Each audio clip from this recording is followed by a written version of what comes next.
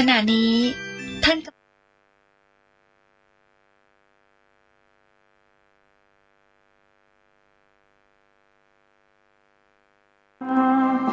ชีวิตแตกต่างนานาจำชักพาพบเย็นพบร้อนคนไม่เข้าใจกันมัวกระทำเรื่องบาปหลายตอนเกิดใหม่พบหน้าแน่นอนนรกร้อนน่าสะพรึงกลัวอำนาจกรรมกุศลกรรมหรืออกุศลกรรมไม่ควรกระทำกรรมที่ผิดติดตัวทำบาปโหดร้ายมันไม่ใช่เรื่องยิ้มหัวผลลัพธ์น่ากลัวน่ากลัวอำนาจกรรม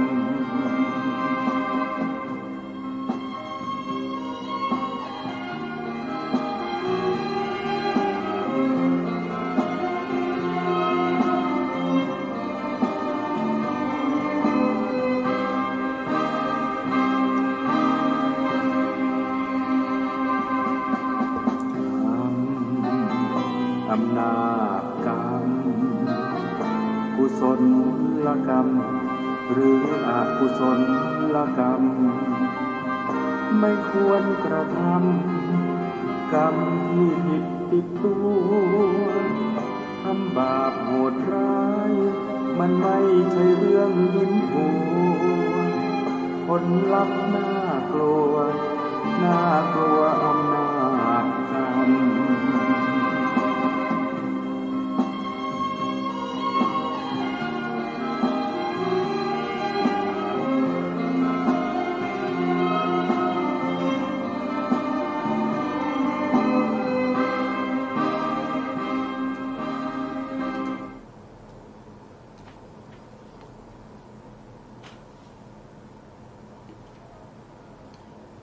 พุทธัง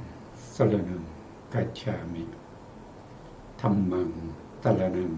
กัจฉามิสังฆังสรณังกัจฉามิกราบนมัสการ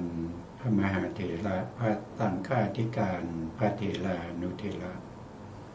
สวัสดีท่านผู้ฟังและผู้ชมทุกท่านกลับมาพบกับรายการพระไตรปิฎกลอยฟ้าครั้งนี้เป็นครั้งที่3นะครับในเรื่องของการสร้างบารมีของพระพุทธเจ้าบางท่านจะสงสัยว่าทุกครั้งเนี่ยเราเคยศึกษาในเรื่องของสติปัฏฐานเวทนานุปัสสนาสติปัฏฐานยังจบแล้วหรือว่ายังไม่จบทำไมจึงมาเปลี่ยนเรื่องนะครับก็ตอบว่า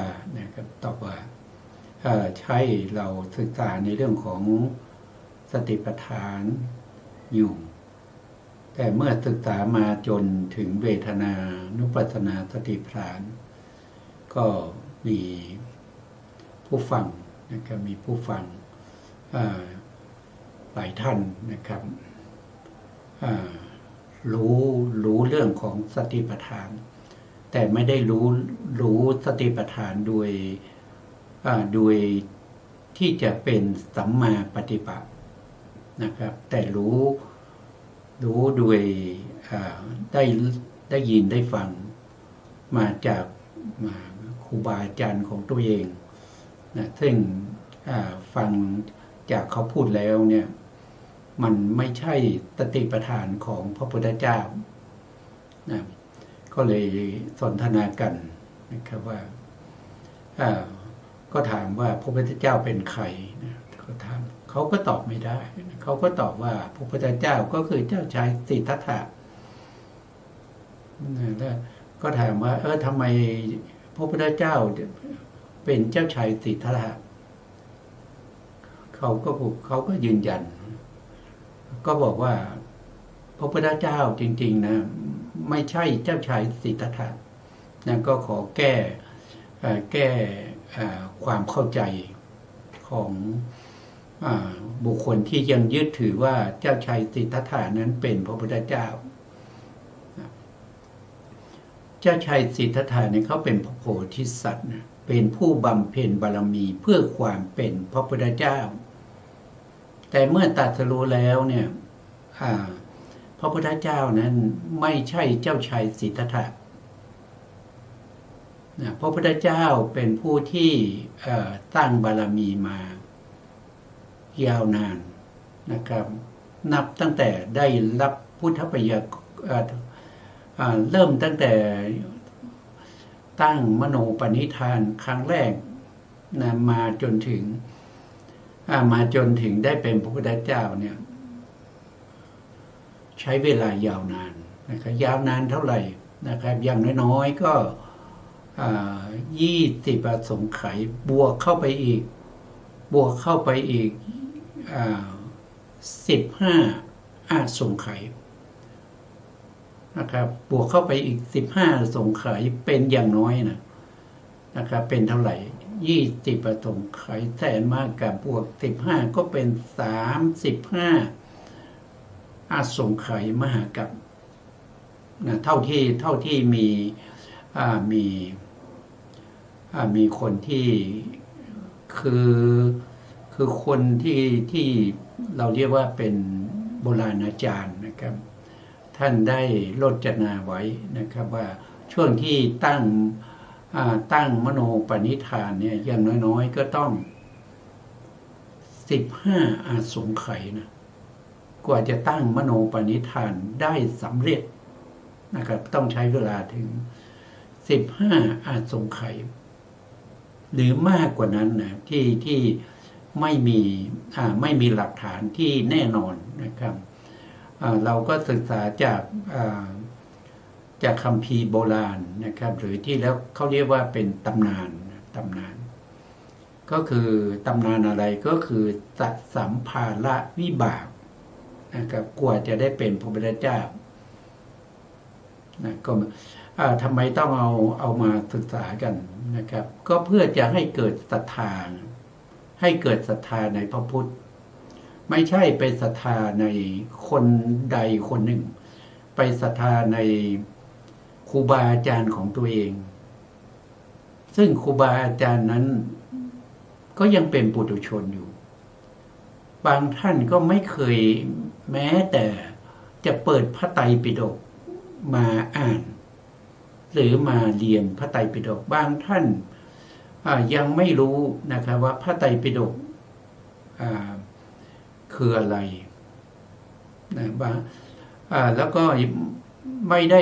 บางท่านศึกษาพระไตรปิฎกแต่ก็ไม่ได้ศึกษาในเรื่องของอรรถกถาซึ่งเป็นคัมภีร์อรรถกถาของพระไตรปิฎกเนี่ยมีมาตั้งแต่สมัยพุทธกาลเป็นคัมภีร์ที่ในพระวินัยปิฎกเนี่ยท่านได้กล่าวว่าอรรถกถาเนี่ยบางส่วนนี้เป็นปกิณณกเทศนาของพระสัมมาสัมพุทธเจ้านะครับนอกจากปกิณณกเทศนาของพระสัมมาสัมพุทธเจ้ายังมีพระอรหันต์ที่เป็นปฏิสัมภิทานะครับวิโมกข์ 8อภิญญา 6ในสมัยพุทธกาลเช่นพระสารีบุตรพระโมคคัลลานะพระมหากัสสปะพระกัจจายนะพระอรหันต์หลายท่านที่ท่านได้ขยายความพุทธพจน์เอาไว้ทำไมต้องขยายความพุทธพจน์นะครับก็เพราะว่าพระพุทธองค์เวลาแสดงธรรมเนี่ยท่านจะรู้อัธยาศัยนะครับอุปนิสัยที่สะสมมาตั้งแต่อดีตบารมีต่างๆนะครับว่าบุคคลคนนี้สะสมอะไรมาแล้วจะแสดงธรรมแบบไหนเขาจึงได้ตรัสรู้ธรรมด้วยง่ายๆฟังแล้วก็ตรัสรู้เลยนะครับเพราะฉะนั้นพระธรรมที่แสดงนะก็เหมาะสมกับบุคคลคนนั้น บุคคลที่ฟังธรรมแล้วก็ได้ตรัสรู้เป็นพระอริยบุคคลตามความประสงค์ของผู้ฟังแล้วก็ด้วยพระมหากรุณาของพระพุทธเจ้าแสดงธรรมให้เหมาะสมกับอัธยาศัยที่สะสมมาในอดีตเพราะฉะนั้นธรรมที่พระพุทธองค์แสดงแก่บุคคลเหล่านี้จึงไม่เหมาะสมกับคนในยุคของเราเพราะอะไรเพราะยุคของเราเนี่ยบุคคลที่จะมีบุญบารมีเหมือนกับบุคคลในสมัยพุทธกาลนี่มันหายากมันอย่าว่าหายากน่าจะไม่มีนะปัจจุบันเนี่ยน่าจะไม่มีแล้วนะเพราะฉะนั้นเราฟังธรรมเหล่านี้เราจึงไม่เข้าใจนะครับแม้แต่สมัยพุทธกาลนะครับบางคนเนี่ยเวลาไปฟังธรรมที่พระพุทธองค์ทรงแสดงให้แก่บุคคลอื่นนะก็ไม่เข้าใจบางท่านก็นำเอาพระธรรมที่พระพุทธองค์ได้แสดงไว้มาถกเถียงกันแล้วก็ไม่ยอมกันทะเลาะกันนะทิ่มแทงกันด้วยปากคือหอกนะหอกคือปากที่ทิ่มแทงกันว่าพระพุทธองค์ไม่ได้แสดงแบบนี้นะครับพระพุทธองค์ทรงแสดงแบบนั้นอย่างที่เราได้ศึกษามาในเรื่องของเวทนา2กับเวทนา3ที่ในช่างไม้ปัญจขันธ์กับพระอุทัยีนะครับทะเลาะกันนะครับทั้งสองทะเลาะกันในเรื่องของเวทนาในช่างไม้ปัญจกังคาท่านก็บอกว่าพระพุทธองค์แสดงเวทนาไว้2เท่านั้นคือเวทนาที่เป็นทุกขเวทนาแล้วก็ทุกขเวทนาเท่านั้นนะส่วนอุทัยีภิกษุอุทัยีก็บอกว่าพระพุทธองค์แสดงไว้3คือสุขเวทนาทุกขเวทนาแล้วก็ทุกขมะทุกขเวทนาก็ทะเลาะกันไม่ยอมลงกันไม่ยอมรับกันว่าอันไหนจะถูกนะครับแล้วพระอุทัยีก็ได้ทราบโทษทีพระอานนท์ก็ทราบข่าวนะครับว่าฆราวาสนะครับช่างไม้ทะเลาะกับพระอุทัยีต่างคนต่างก็กล่าวหาฝ่ายตรงข้ามว่ากล่าวตู่พระสัมมาสัมพุทธเจ้าด้วยเวทนา2และเวทนา3เมื่อพระอานนท์ได้ฟังอย่างนั้นแล้วนะครับก็ไปทูลพระพุทธองค์พระพุทธองค์ก็บอกว่าพวกนี้เป็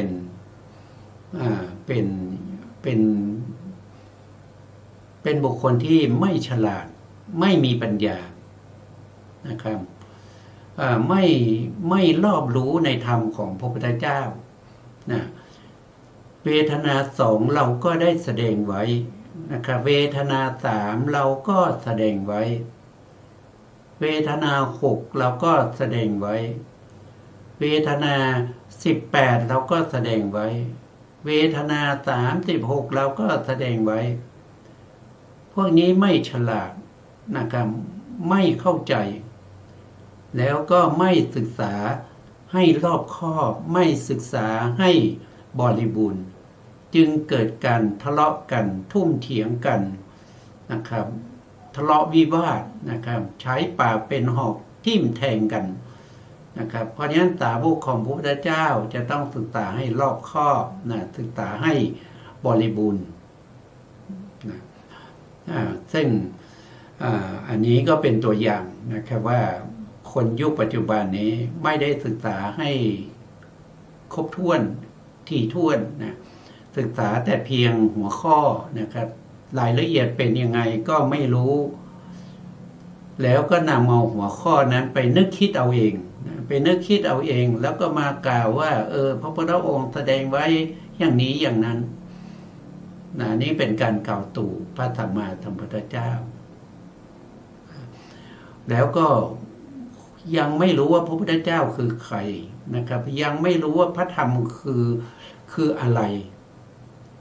นะครับยังไม่รู้ว่าพระอริยสงฆ์เป็นใครยังไงอย่างนี้จะมีศรัทธาได้อย่างไรนะคำว่าศรัทธาเนี่ยไม่ได้หมายความว่าไปศรัทธาปุถุชนผู้ที่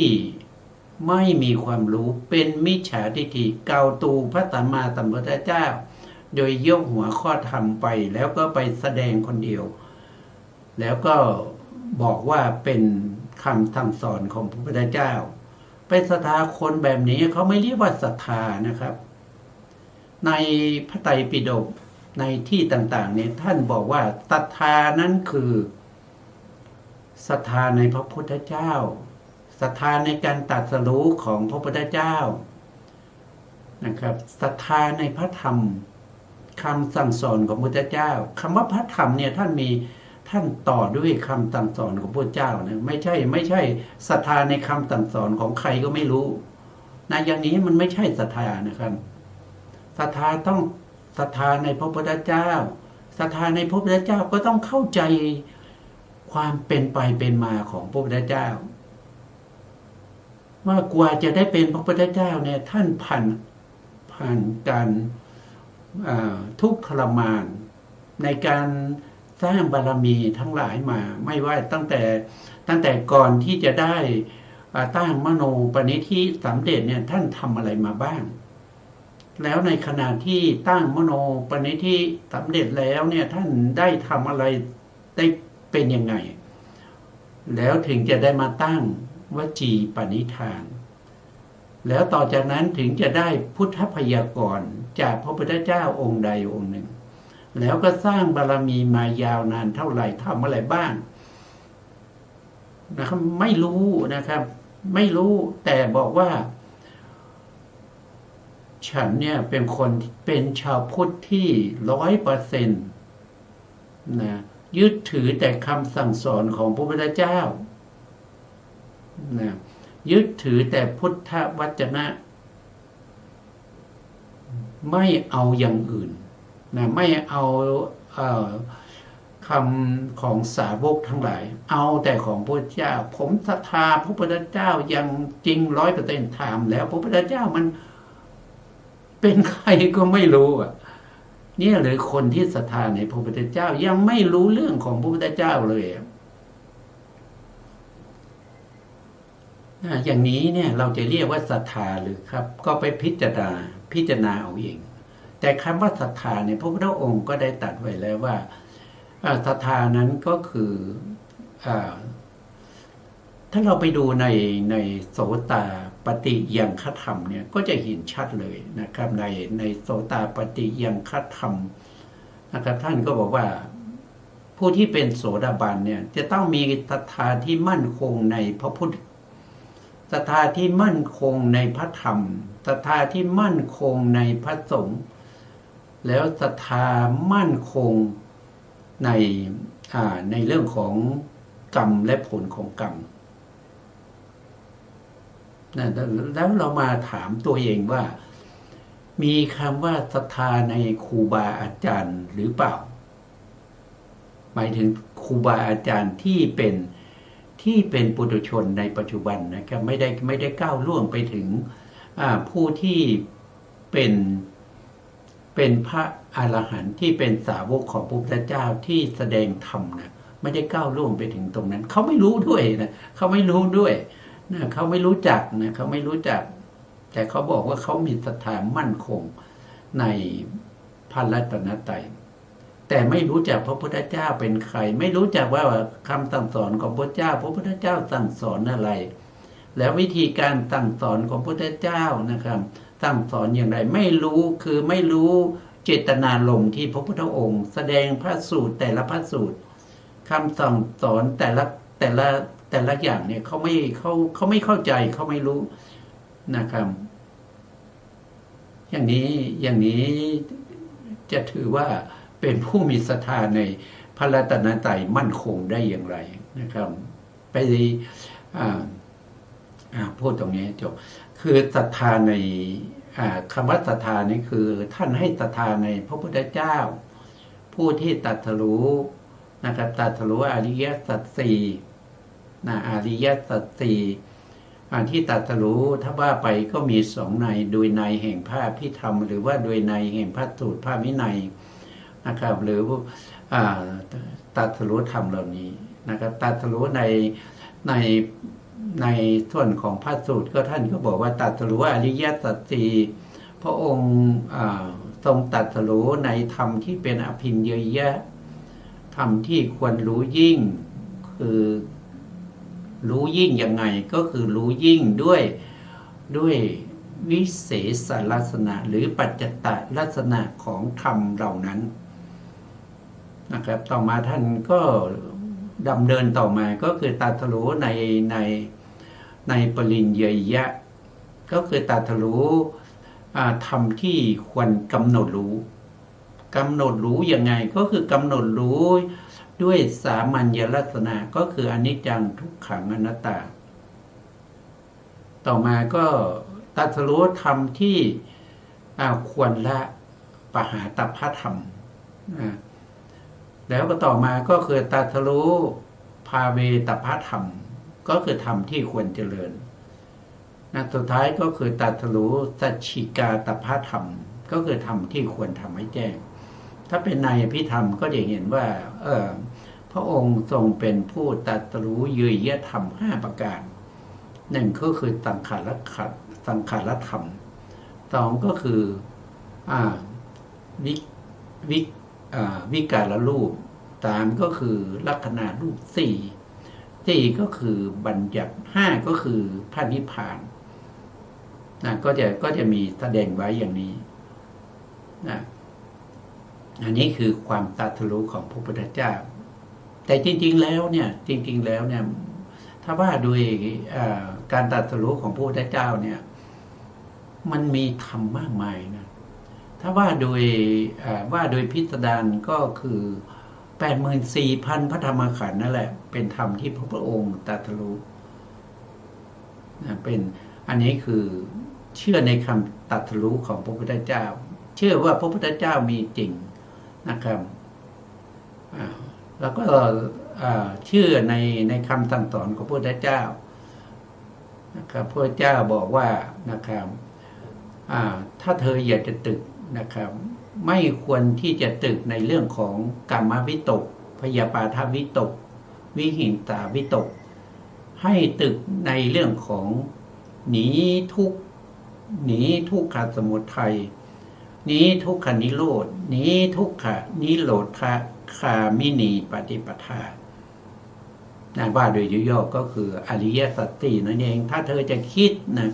เธออย่าไปคิดถึงคนนั้นคนนี้นะครับอย่าไปคิดถึงว่างามไม่งามนะครับมันสวยไม่สวยอะไรพวกนี้อย่าไปคิดในเรื่องของพยาบาทอาฆาตมาดร้ายจองเวรนะครับอย่าไปคิดที่จะเบียดเบียนตัดแช่งเขาให้ตายให้ตายให้พินาศให้อะไรทั้งหลายอย่าไปคิดอย่างนั้นนะถ้าเธอจะคิดก็ให้มาคิดว่านี้คือทุกข์นะนี้คือทุกข์คืออะไรถ้าว่าโดยในถ้าเราสวดมนต์ตอนเช้าเนี่ยเราก็จะพบว่านะครับพระพุทธองค์ก็แสดงไว้นะครับในธรรมวัดเช้านะครับ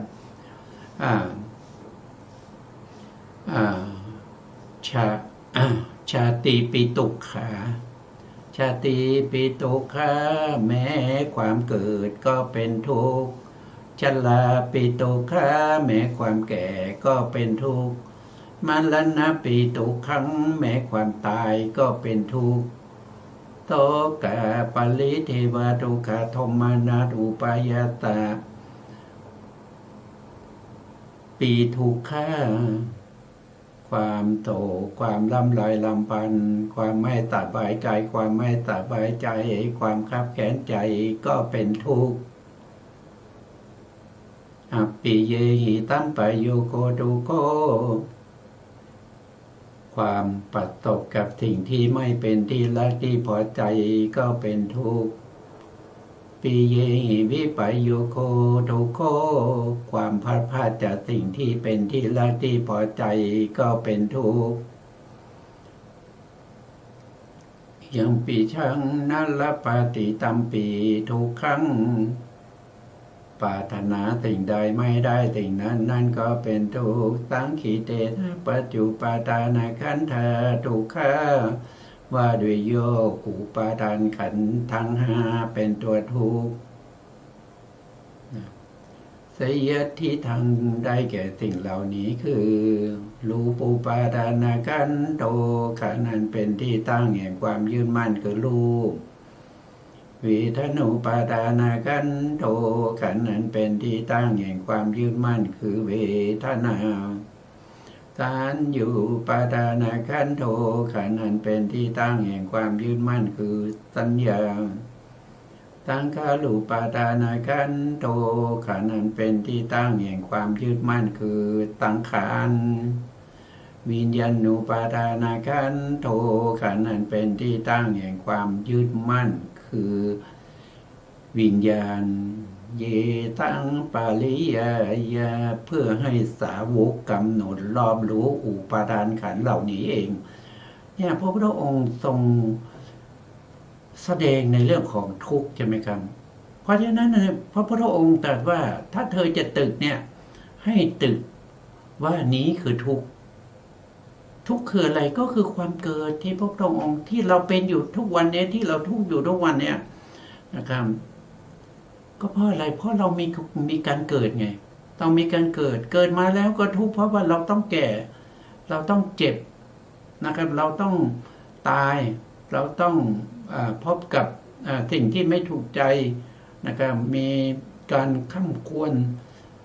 มีความโศกมีความพิไรลำพันธ์ต่างๆนะมันก็เป็นทุกข์นะครับปรารถนาสิ่งใดไม่ได้สิ่งนั้นก็เป็นทุกข์ประสบกับสิ่งที่ไม่เป็นที่พอใจก็เป็นทุกข์เนี่ยพวกที่มันเป็นทุกข์พระพุทธองค์ให้พิจารณาให้เฝ้าสังเกตดูสิ่งเหล่านี้ว่าหนีทุกข์ต่อมาพระพุทธองค์ก็ให้พวกเราเนี่ยนะครับให้พวกเราเนี่ยพิจารณานะครับพิจารณาอะไรหนีทุกข์นะหนีทุกข์แล้วก็ต่อมาก็คือต้องรู้เหตุให้เกิดทุกข์นี้คือเหตุให้เกิดทุกข์เหตุให้เกิดทุกข์ก็คืออะไรทุกขสมุทัยนั่นก็เป็นอริยสัจสี่ข้อที่สองนี้ทุกข์ก็คือทุกขสัจนี่เป็นอริยสัจสี่ข้อที่หนึ่งนะครับในข้อที่สองนี้เป็นเหตุให้เกิดทุกข์คือทุกขสมุทัยอะไรคือทุกขสมุทัยก็คือโลภะนะครับโลภะคือตัณหาหรือเรียกว่าเป็น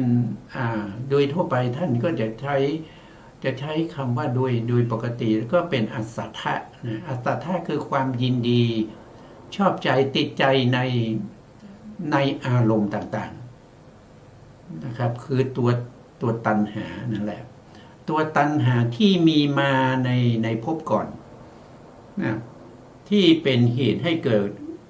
ดขันธ์ในปัจจุบันเกิดวิบากและกรรมชั่วรูปในปัจจุบันซึ่งเป็นตัวผลของตัณหาที่มีในภพนี้นะครับทุกทั้งหมดก็มาจากอะไรก็มาจากวิบากแล้วก็ขันธ์วิบากและกรรมชั่วรูปนี้แหละ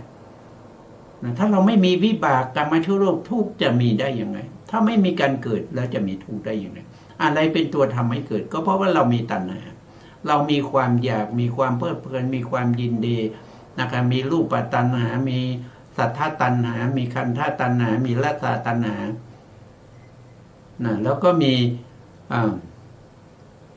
โพธพาตัณหาธรรมะตัณหานี้แหละมันเป็นตัวที่ทำให้ต้องเวียนว่ายตายเกิดทำไมเราไม่รู้ก็เพราะเรามีอวิชชานะครับเพราะฉะนั้นอวิชชาและตัณหานี่เป็นหัวจักใหญ่ในสังสารวัฏที่ทำให้เราต้องเวียนว่ายตายเกิดเนี่ยในร่างกายของเรานี้นะครับก็มีอริยสัจเนี่ยมีอยู่สองอย่างเท่านั้นนั่นก็คือทุกข์แล้วก็เหตุให้เกิดทุกข์ ส่วนทุกขันนิโรนิทุกขันนิโรธะเนี่ยมันคือที่ดับทุกข์นั้นเขาหมายถึงพระนิพพานพระนิพพานไม่ได้มีอยู่ในตัวเราพระนิพพานเป็นสภาวะธรรมว่าโดยลักษณะมีอย่างเดียวนั่นคือสันติลักขณังพระนิพพานเป็นสภาวะธรรมภายนอกนะครับถ้าเราจะเข้าถึงพระนิพพานเราต้องน้อมจิตน้อมใจ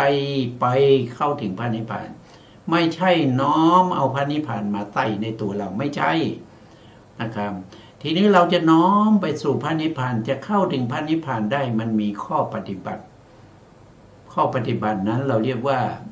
ทุกขนิโรธคามินีปฏิปทาก็คือข้อปฏิบัติให้เข้าถึงที่ดับทุกข์นั่นก็คือได้แก่อริยมรรคได้แก่ตัวมรรคมรรคที่ประกอบด้วยองค์ธรรม8ประการนะครับที่เกิดในมรรคจิตเมื่อเกิดในมรรคจิตก็จะน้อมเข้าไปสู่พระนิพพานเพราะฉะนั้นถ้าน้อมเข้าไปสู่พระนิพพานก็จะดับเสียซึ่งทุกข์แล้วก็ทุกขสมุทัยก็คือไม่ต้องไปเกิดในภพต่อไปนะครับก็ขึ้นอยู่กับมรรคนั้นจะเป็นโสดาปัตติมรรคก็มากลับมาเกิดเป็นการมาเกิดในการมาสุคติภูมิอีกไม่เกิน7 ชาติก็จะได้เป็นพระอรหันต์ปรินิพพานไปไม่ต้องเกิดอีกถ้าเป็นสกทาคามีก็จะมาเกิดอีกอย่างมากก็ชาติเดียวแล้วก็ได้เป็นพระอรหันต์แล้วหรือว่าถ้าเป็นพระอนาคามีก็ไม่ต้องมาเกิดในการมาสุคติภูมิอีกนะครับแต่ก็ยังติดในเรื่องของพระอนาคามียังเกิดอยู่แต่ไปเกิดเป็นพรหมนะครับไปเกิดเป็นพรหมไม่เกิดในเทวดาและมนุษย์อย่าพูดถึงอบายภูมิเลยนั่นคือจุดมุ่งหมายในพระธรรมคำสั่งสอนของพระพุทธเจ้าถ้าเรารู้อย่างนี้ถ้าเรารู้อย่างนี้เนี่ยเราก็จะเกิดศรัทธาเรารู้อย่างนี้เราเกิดศรัทธาแล้วพระอรหันต์ทั้งหลายท่านก็สร้างบารมีมานะครับสาวกของพระพุทธเจ้าทุกองค์ก็ต้องสร้างบารมีมากว่าจะได้ตรัสรู้กว่าจะได้พบพระพุทธเจ้าถ้าไม่พบพระพุทธเจ้าก็ไม่ได้ตรัสรู้ถึงแม้บารมีเต็มแล้วแต่ไม่มีพระพุทธเจ้าก็ไม่สามารถตรัสรู้เองได้นะครับนอกจากบำเพ็ญบารมีเพื่อความเป็นพระปัจเจกต่อไปเพราะฉะนั้นสาวกจะต้องฟังธรรมจากพระพุทธเจ้าแล้วจะได้ตรัสรู้ด้วยพระมหากรุณาธิคุณของพระพุทธเจ้าเขาก็สร้างบารมีมานะครับท่านบอกว่าการสร้างบารมีของพระอรหันต์นะครับ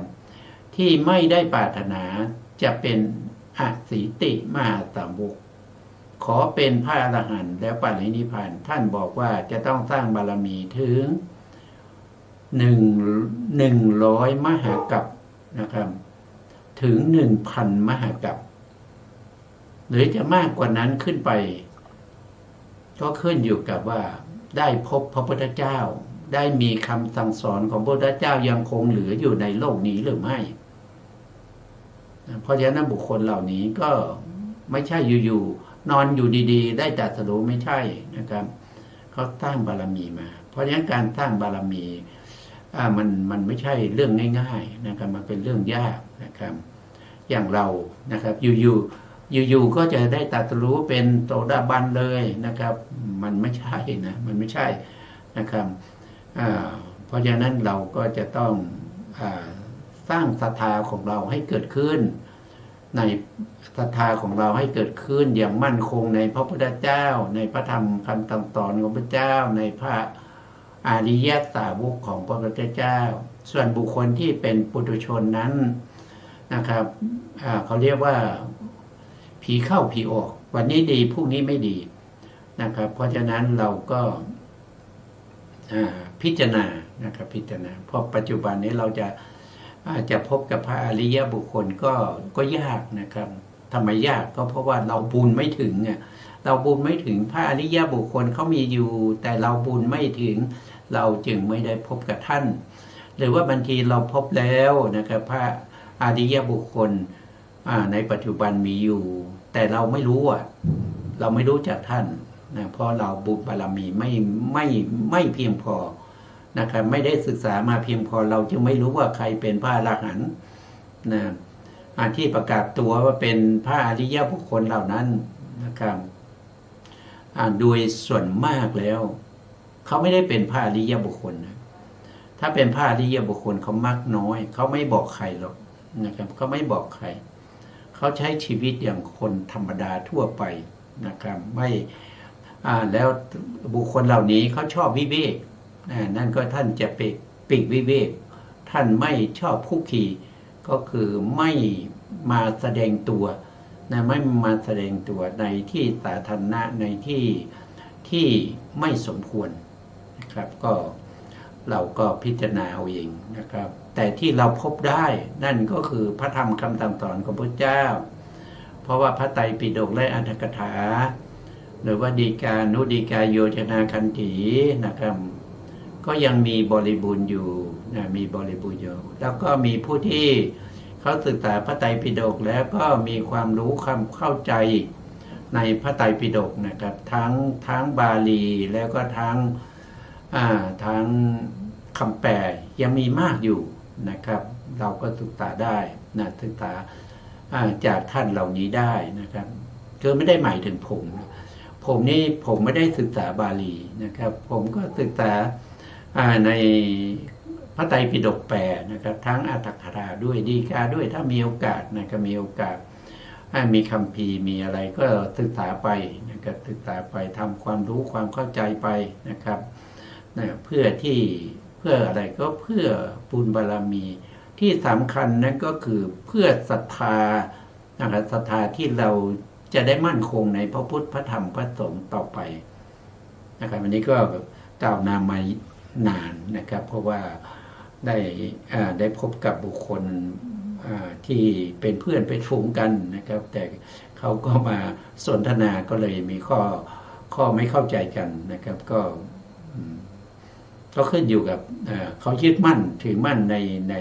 ในครูบาอาจารย์ของเขาก็ไม่เป็นไรนะครับก็เป็นเขาเรียกว่าสัตว์ทั้งหลายย่อมมีกรรมเป็นของตนนะครับเรามาด้วยกรรมของเรานะเราก็จะไปด้วยกรรมของเรานะครับไม่ใช่มาด้วยกรรมของเขาแล้วก็ไม่ใช่ว่าเราจะไปด้วยกรรมของเขาเขาก็มีกรรมของเขานะครับเขามาด้วยกรรมของเขาแล้วเขาก็จะต้องไปด้วยกรรมของเขามันเป็นกรรมใครกรรมมันนะครับเพราะฉะนั้นก็พูดไปมากก็ไม่ดีนะ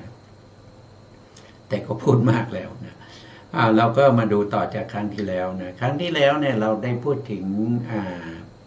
พระโพธิสัตว์นะพระโพธิสัตว์ที่ตั้งมโนปณิธานแต่ก็ยังไม่สำเร็จความเป็นมโนปณิธานนะครับผ่านมากี่ชาติแล้วนะผ่านมา2 ชาติแล้วนะชาติที่1ก็คือในสมัยที่พระโพธิสัตว์นะในสมัยที่พระโพธิสัตว์ตั้งความปรารถนาเป็นพระพุทธเจ้าครั้งแรกนะครับครั้งแรกที่มีพรหมในสุทธวาสนะครับได้มาเห็นมนุษย์ซึ่งเป็นในเรือเนี่ยแบกเอามันดานะครับไว้ข้างหลังแล้วก็ว่ายน้ำว่ายข้ามมหาสมุทรนะพอเรือล่มนะครับแล้วก็พามันดานี่ว่ายข้ามมหาสมุทรจนสามารถเข้าถึงฝั่งได้นะครับแล้วก็เลี้ยงดูมันดาตลอดชีวิตนะครับอันนี้ท่านก็ตั้งความปรารถนาว่าด้วยบุญอันนี้ในภายภาคหน้านะครับขอให้ได้ตรัสรู้เป็นพระพุทธเจ้าเพื่อจะได้ช่วยในการลื้อขนสัตว์ทั้งหลายให้พ้นจากวัฏทุกข์นะครับ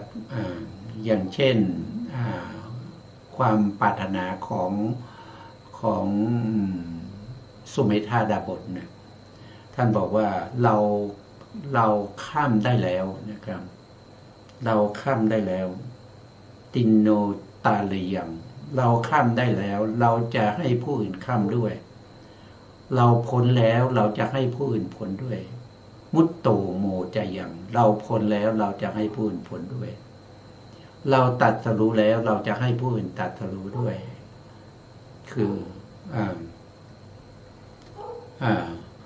พ้นแล้ว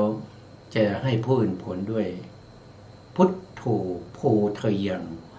เราตรัสรู้แล้วเราก็จะให้ผู้อื่นตรัสรู้ด้วยนะครับก็คือจะช่วยเหลือผู้อื่นนะมีความกรุณานะครับเพราะว่าตัวเองได้รับความทุกข์นะครับเกิดเป็นคนยากจนต้องหาเช้ากินค่ำต้องไปหาของป่านะต้องไปตัดฟืนในป่ามาขายเพื่อดำรงชีวิตนะครับเลี้ยงบิดามารดานะครับแล้วก็ไปเป็นนายเรือสมัครงานเป็นนายเรือนะครับแล้วก็ออกทะเลแม่นะบิดาก็เสียชีวิตไปก่อนแล้วนะแม่ก็อยู่คนเดียวแก่ชราแล้วก็เลยขอแม่ไปด้วยนะพอแม่ไปด้วยเรือผ่านไป7 วันนะกลางมหาสมุทรเรือนั้นก็ล่มนะครับท่านก็แบกเอามารดาแล้วก็ว่ายข้ามมหาสมุทรนะครับแล้วก็พรหมท่านเห็นว่าบุคคลคนนี้จิตใจกล้าแข็งนะครับสามารถที่จะบรรเพ็ญพุทธกาลกธรรมเพื่อความเป็นพระพุทธเจ้าได้นะคนอย่างนี้สามารถเป็นพระพุทธเจ้าได้ก็โดนบันดาลนะครับให้ในเรือนี้ตั้งความปรารถนาเป็นพระพุทธเจ้าอันนั้นเป็นการตั้งมโนปณิธานครั้งแรกนะครับตั้งอยู่ในใจนะครับแต่ยังไม่สำเร็จความเป็นมโนปณิธานการสำเร็จความเป็นมโนปณิธานนั้นจะต้องให้พระพุทธเจ้ารับทราบต้องตั้งต่อหน้าพระพุทธเจ้านะครับอันนั้นถึงจะสำเร็จความเป็นมโนปณิธานนะจากนั้นในเรือนี้นะครับก็ตายแล้วก็เวียนว่ายตายเกิดนะทั้งทุกขติสุขติภูมินะครับไปเรื่อยๆจนในที่สุดก็ได้มาเกิดเป็นพระราชานะมีภพที่อันนี้เราพูดถึงเฉพาะในภพที่ท่านตั้งความปรารถนาที่เป็นมโนปณิธานนะครับภพอื่นเราไม่พูดถึงนะครับแล้วก็มันไม่มีหลักฐานด้วยนะครับว่าได้ไปเกิดเป็นอะไรบ้างนะครับในชาติที่2ในชาติที่2เนี่ยท่านก็ได้มาเกิดเป็นพระราชาที่ชื่อว่าคัชชปิยะหรือที่เรารู้จักกันก็คือพระเจ้าสัตตุตาปะนะพระเจ้าสัตตุตาปะเนี่ยท่านก็เป็นผู้ที่ชอบในเรื่องของกีฬาช้างนะครับท่านได้ทราบข่าวว่าในป่าไหนที่มีช้างเผือกนะครับที่มีลักษณะที่เป็นช้างมงคลท่านก็จะไปคล้องช้างนะครับเอาผู้ที่มีความรู้ในเรื่องของช้างในการคล้องช้างไปด้วยนะก็ไปจับเอาในช้างมาแล้วก็มาฝึกนะมีอยู่ครั้งหนึ่งก็จับช้างมาฝึกแล้วนะครับก็ส่งช้างไปช้างเผือกตัวนั้นได้กลิ่นช้างพางก็เลยเกิดราคะนะครับในช้างพางนั้นก็ติดตามช้างพางนั้นไปนะครับพระเจ้าสัตตุตาปะเนี่ยก็พยายามที่จะควบคุมช้างด้วยขอตัดช้างจนหัวช้างเนี่ยมีแต่เลือดมีแต่แผลช้างนั้นมันก็ไม่ยอมนะมันก็จะไปให้ได้นะครับแล้วมันก็ไปนะครับมันก็ไปพระเจ้าสัตตุตาปะเนี่ยท่านเห็นอย่างนั้นว่าโอ้อันนี้มันเป็นราคะมันเป็นกิเลสที่ร้ายแรงนะครับแม้กระทั่งขอช้างยังเอาไม่อยู่นะเพราะฉะนั้นท่านก็สลดใจนะครับก็เลยสละราชสมบัติออกบวชนะครับออกบวชแล้วก็ตั้งความปรารถนาว่าต่อไปในภายภาคหน้าขอได้เป็นพระพุทธเจ้าแล้วก็จะช่วยลื้อขนสัตว์ทั้งหลายให้พ้นจากวัฏสงสารนี่เป็นการตั้งมโนปณิธานครั้งที่2แต่ก็ยังไม่สำเร็จความเป็นมโนปณิธานเพราะไม่มีพระพุทธเจ้ามารับทราบในสมัยนั้นไม่มีพระพุทธเจ้านะครับ แต่ท่านก็ได้ฌานท่านก็ได้ฌานแล้วตายจากความเป็นฤาษีฤาษีก็ไปเกิดเป็นพรหมก็เวียนว่ายตายเกิดมาอีกยาวนานนะครับมาอีกยาวนานแล้วก็ได้มาเกิดในตระกูลเศรษฐีเลี้ยงดูบิดามารดาจนตลอดชีวิตแล้วก็ออกบวชเป็นฤาษีนะครับชื่อว่าพรหมพรหมฤาษีพรหมฤาษีพรหมฤาษีนี่ก็บำเพ็ญตบะอยู่ในป่ามีอยู่วันหนึ่งก็ไปหาผลไม้ก็ไปเห็นเสือนะครับก็ไปเห็นเสือกำลังคลอดบุตรได้2-3 วันเสือนั้นก็ผอมมากนะครับเพราะไม่มีอาหารไม่มีเหยื่อไม่มีอาหารเสือนั้นก็อดอยากมาหลายวันก็ตาลายก็เห็นว่าลูกตัวเองนี่เป็นอาหารกำลังจะเข้าไปขย่ำกินลูกตัวเองพระโพธิสัตว์ที่เป็นฤาษีในเขตอย่างนั้นนะครับก็เลยเกิดความสงสารนะครับว่าภัยอย่างนี้มันเป็นภัยในวัฏสงสารนะครับเราว่าอยากจะเห็นนะครับภัยอย่างนี้นะครับเพราะฉะนั้นเราจะสละชีวิตนี้สละร่างกายนี้ให้เป็นอาหารแก่เสือแต่ด้วยบุญนี้ขอให้เราได้เป็นพระพุทธเจ้าในโอกาสข้างหน้าเพื่อจะได้ลื้อขนสัตว์ทั้งหลายให้พ้นจากวัฏสงสารนี้ก็เป็นการตั้งมโนปณิธานครั้งที่3แต่ก็ยังไม่สำเร็จความเป็นมโนปณิธานได้ตั้งไว้แล้วแต่ไม่สำเร็จความเป็นคือยังไม่ได้นับว่าเป็นมโนปณิธานนะครับทีนี้ท่านก็ไปเกิดเป็นจากการสละชีวิตหรือว่าสละร่างกายให้เป็นอาหารแก่แม่เสือแล้วท่านก็จุติจากตรงนั้นไปเกิดเป็นเทวดานะครับจากเทวดาก็วนเวียนอยู่เป็นมนุษย์เป็นเทวดานะครับวนเวียนไปมานะครับจนมาอยู่ภพหนึ่งนะครับท่านก็ได้มาเกิดเป็นลูกของนายช่างทองนะครับมาเกิดเป็นลูกของนายช่างทองแล้วท่านมีรูปร่างตะง่างามมีความหล่อนะครับสมชัยชาตรีแล้วก็ท่านมีฝีมือในการทำทองทำรูปพรรณทองทั้งหลายเนี่ยในพระนครนั้นหาคนที่จะมีฝีมืออย่างท่านไม่มี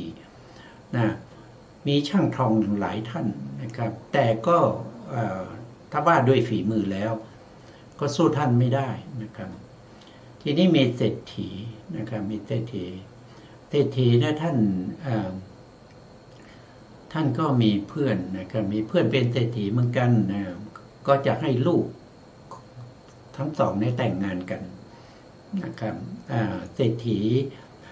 ฝ่ายผู้ชายนะครับ เศรษฐีฝ่ายผู้ชายนะครับ ก็เป็นวิสาละเศรษฐีนะครับมีลูกชายก็มา จะมามั่นกับลูกสาวของกัลลันทกะเศรษฐี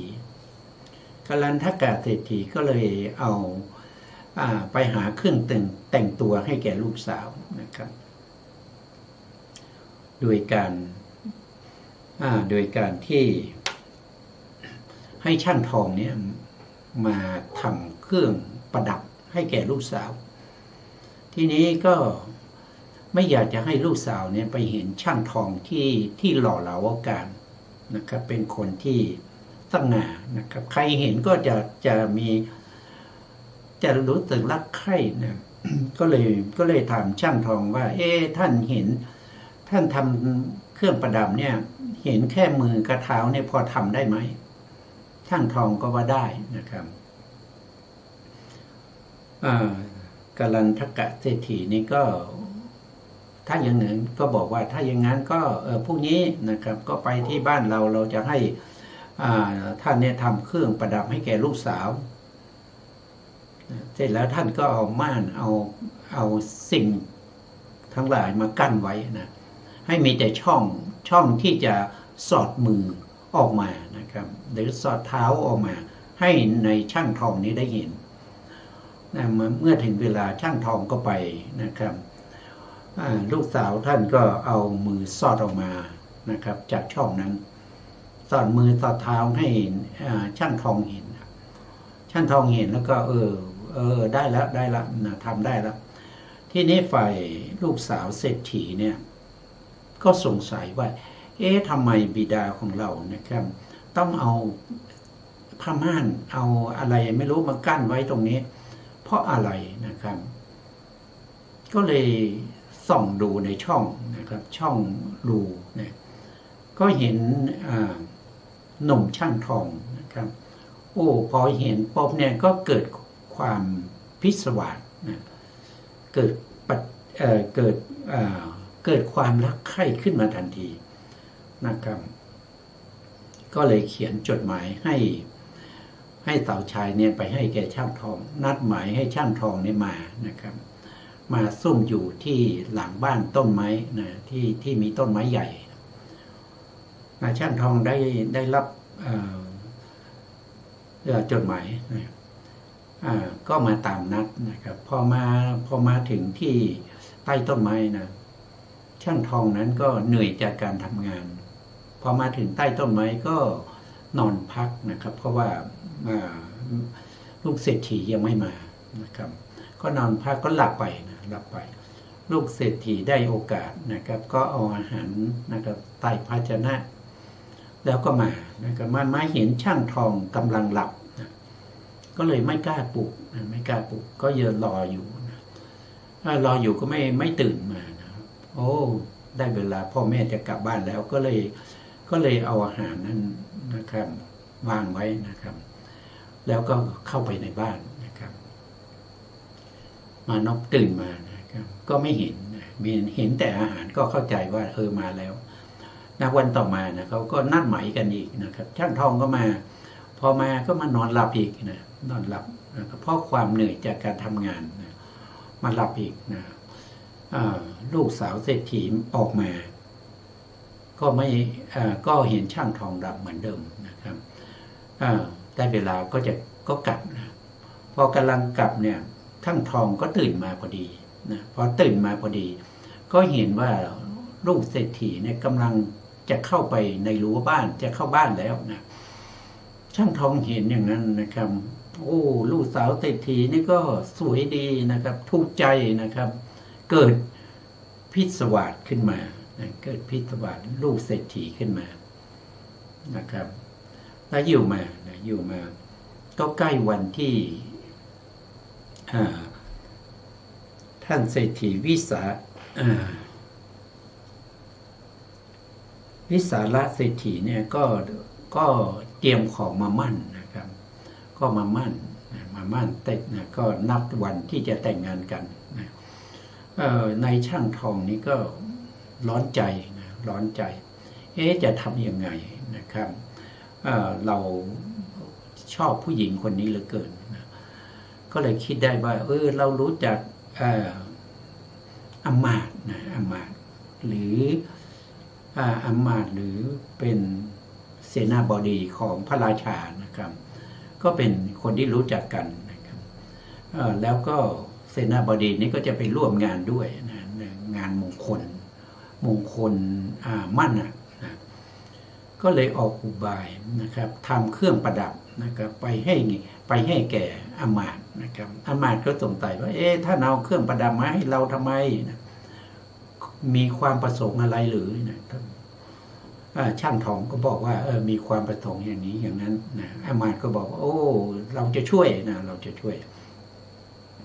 พอถึงวันมานะครับก็ให้ในช่างทองนี้แต่งตัวเป็นผู้หญิงนะครับแล้วก็ถือว่าเป็นหญิงรับใช้ของอำมาตย์นี้นะแล้วก็ไปร่วมงานแล้วก็มอบหญิงรับใช้เนี่ยนะครับที่เป็นในช่างทอง ปลอมตัวมาเนี่ยให้แก่ธิดาของเศรษฐีนะก็ไม่มีใครสงสัยนะครับก็มอบให้นะครับมอบให้นะครับ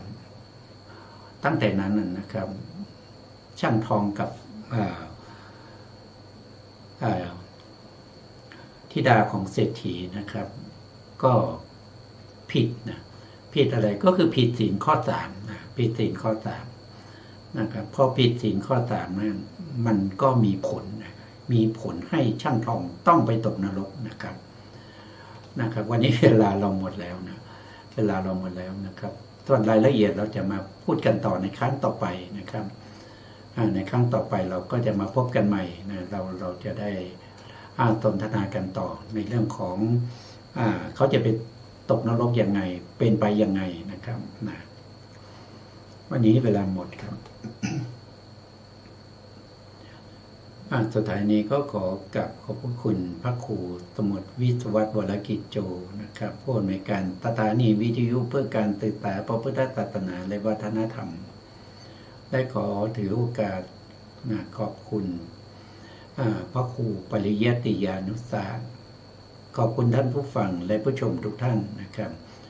ที่ให้เกียรติติดตามในรายการพระไตรปิฎกลอยฟ้าพบกันใหม่ในครั้งต่อไปครับวันนี้ลาไปก่อนครับสวัสดีครับ